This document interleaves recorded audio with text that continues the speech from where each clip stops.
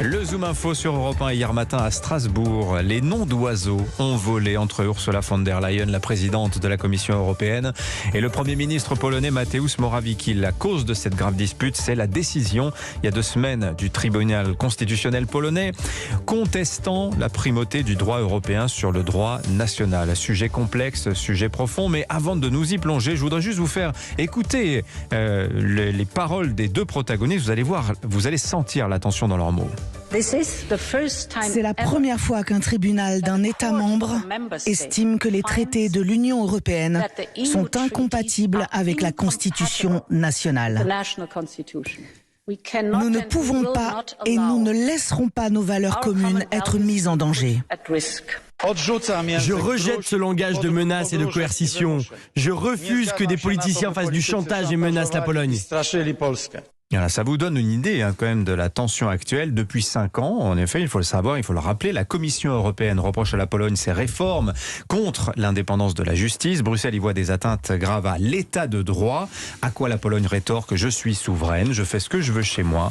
Varsovie s'expose maintenant à une énième procédure d'infraction, mais surtout il y a une grosse question d'argent, puisque une suspension du versement des fonds du plan de relance européen est à l'étude. On parle tout de même de 36 milliards d'euros. Bonjour Jean-Dominique Giuliani. Bonjour. Merci d'être avec nous ce matin. Vous êtes le président de la Fondation Robert Schuman et de l'Institut libre d'études des relations internationales. Vincent Trémollet de Villers est avec nous également. Bonjour Vincent. Bonjour Dimitri. Directeur adjoint de la rédaction du Figaro. Jean-Dominique, qu'est-ce que c'est que cet état de droit? Je souhaite que vous m'aidiez à y voir clair, à le définir, puisque j'ai passé une partie de cette nuit à regarder les traités européens, le traité de Lisbonne de 2007 notamment, et la définition de l'état de droit n'est jamais fournie. Qu'est-ce que c'est exactement? Puisque c'est précisément l'objet du contentieux entre Varsovie et Bruxelles aujourd'hui. C'est l'article 2 du traité d'Union européenne et la charte des droits fondamentaux, qui a d'ailleurs été rédigée par un membre du Conseil d'État français. Et donc c'est la liste des droits individuels et collectifs consolidés qui vont de la liberté d'expression, de la liberté de la presse, d'une justice indépendante et de la non-discrimination, du droit des minorités. Et c'est en quelque sorte la consolidation de la jurisprudence de la Cour européenne des droits de l'homme, qui siège à Strasbourg, qui ne relève pas de l'Union européenne, qui a été créée par Churchill en réalité en 1949, et du droit européen consolidé par les cours constitutionnelles allemandes, françaises aujourd'hui. C'est cela, et c'est repris dans l'article 2 du traité d'Union européenne sous une forme concise où on parle d'état de droit, de parité, de non-discrimination et pas, comment dirais-je, de définition relevant d'une ONG. Alors 2 questions qui suivent. Est-ce que la Pologne aujourd'hui est en infraction par rapport à cette définition que vous venez de nous donner de l'état de droit? Et de 2, est-ce que l'état de droit implique une prééminence du droit européen sur le droit polonais? Non, le mot de primauté n'est pas exact en réalité. Le Conseil constitutionnel français vient de le rappeler dans une décision du 15 octobre à propos de l'expulsion des étrangers qu'Air France doit réaliser à la demande du gouvernement. Donc il y a l'identité constitutionnelle des États qui doit être respectée, c'est-à-dire ses droits et libertés, et puis il y a les lois qu'on adopte ensemble au niveau européen. Elles sont adoptées par nos ministres, représentant nos gouvernements légitimes, et par les députés européens. Ces lois européennes, en vertu des traités, nous les faisons ensemble, et donc elles sont supérieures à nos lois nationales. Il y a une co-construction, dites-vous, et non pas une substitution systématique. C'est donc plutôt le principe de réciprocité qui est en cause, plutôt que le principe de primauté.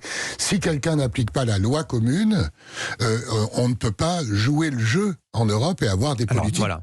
Je prends un exemple très concret. Le mandat d'arrêt européen, nous avons pu le mettre en œuvre parce que le Conseil constitutionnel français dit attention, à la Constitution française, il faut la modifier. On l'a modifiée, moyennant quoi le terroriste qui est actuellement jugé, Salah Abdeslam, il a été expulsé en 1 an.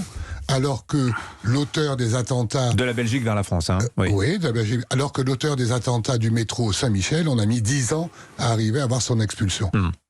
Bon, Vincent Trémollet de Villers, j'ai entendu ce que dit Jean-Dominique Giuliani, mais je lis aussi dans le TFUE, le traité sur le fonctionnement de l'Union européenne, article 57, l'Union respecte les valeurs et traditions légales des États membres. Et c'est là-dessus en fait que la Pologne, c'est sur ce point-là que la Pologne s'appuie pour dire ce que dit le tribunal constitutionnel polonais, à savoir il n'y a pas de primauté du droit européen sur le droit national. Et là, on se dit, on a deux notions qui s'opposent frontalement et finalement les deux sont fondés à reprocher à l'autre sa position. Il y a même 3 niveaux de tension. Ouais. Il y a un premier niveau qui est une lutte de jurisprudence et de décision en droit. La Pologne peut opposer légitimement la décision de la Cour de Karlsruhe en 2020. Elle peut opposer aussi ce que la France refuse aujourd'hui, c'est-à-dire... Karlsruhe, je précise, c'était l'Allemagne qui reprochait la politique du quantitative easing. Et puis, il y a un débat très tendu aujourd'hui entre la France et la Cour de justice de l'Union européenne sur la question du temps de travail des militaires qui devraient, nos forces spéciales devraient... Les 35 heures dans les sous-marins, non, je caricature, mais en tout cas, il y a une tension entre notre légitimité et la légitimité européenne à ce niveau-là. Il y a un niveau supérieur qui est un niveau de valeur. Et ces valeurs ne sont pas définies. C'est-à-dire que quand les pays de l'Est adhèrent à l'Union européenne, en 2004, ils arrivent avec une identité européenne qui n'est pas celle qui est à l'Ouest. Pour caricaturer, ils ont une vision conservatrice de ce qu'est l'Europe, et en face, il y a une vision progressiste. Ils ont une vision d'une identité qui serait plus homogène, et à droite, une vision d'une identité qui serait plus multiculturelle. Alors justement, il y a cette tension. Et puis il y a une tension, à mon avis, encore plus intéressante et plus profonde, qui est sur la définition même de la démocratie. C'est-à-dire, est-ce que la démocratie est un système politique où le peuple est légitime? C'est la seule Cour suprême que je connaisse, c'est le peuple, disait le général de Gaulle. Ou est-ce que la démocratie est un processus, et un processus qui ne cesse d'avancer pour développer et permettre l'acquisition de nouveaux droits individuels? Et là aussi, il y a deux visions qui sont toutes les deux légitimes, mais qui... Quand les uns et les autres parlent, on ne sait pas de quoi ils parlent. On ne sait pas si c'est la démocratie, la souveraineté pour le peuple, ou si c'est la définition de l'état de droit, une sorte de suite de la charte fondamentale. Et donc, à mon avis, c'est sur ces 3 points qu'il y a tension. Donc, je ne crois pas qu'il y aura de Polexit, parce que l'Europe a le génie du compromis et de la dramaturgie avant conseil pour arriver à la fin un truc à 7h du matin un peu mal taillé.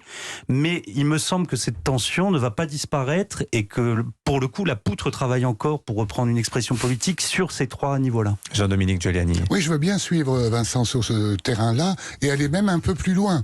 Je pense que la démocratie telle qu'on la conçoit, et qui est assez mal définie, je suis d'accord avec vous, c'est aussi une pratique et une sédimentation de droits reconnus ou considérés comme... Oui. C'est très britannique cette vision des coutumes, si je puis dire. Oui, mais si vous voulez, c'est partagé par les gens. Et donc, quand des pays ont été soumis au joug totalitaire, comme la Pologne ou les pays de l'Europe centrale, et qui retrouvent leur pleine souveraineté, ils n'ont pas toute cette sédimentation. C'est ce qui se passe en Hongrie, c'est ce qui se passe en Pologne, où ils disent, nous avons des traditions, le droit de la famille, le droit à l'avortement, etc. Il faut respecter ça, je suis parfaitement d'accord. Là où les Polonais vont un peu plus loin, c'est qu'ils ont fait une réforme de la justice qui n'est pas une justice indépendante, et ils l'instrumentalisent à des fins de politique intérieure, un peu de manière nationaliste, pour expliquer que tout ce qui vient d'Europe est mauvais. Et en termes de valeur, alors que ce n'est pas vrai, ils ont rêvé pendant des années, c'est ce qu'a rappelé von der Leyen, de la liberté d'expression à l'européenne, de la liberté des médias et de la justice à l'européenne, alors qu'ils étaient soumis au joug soviétique. Et donc aujourd'hui, il faut raison garder. Et je pense effectivement qu'on trouvera un modus vivendi. On ne peut pas vouloir le beurre et l'argent du beurre.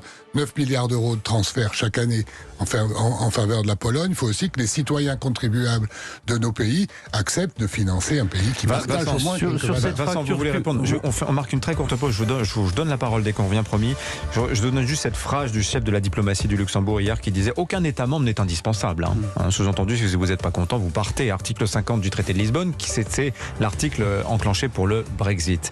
Questions polonaises, questions européennes. On parlera aussi des règles budgétaires. Il va falloir en reparler très prochainement. Et ça nous concerne directement, nous Français. On revient dans un instant.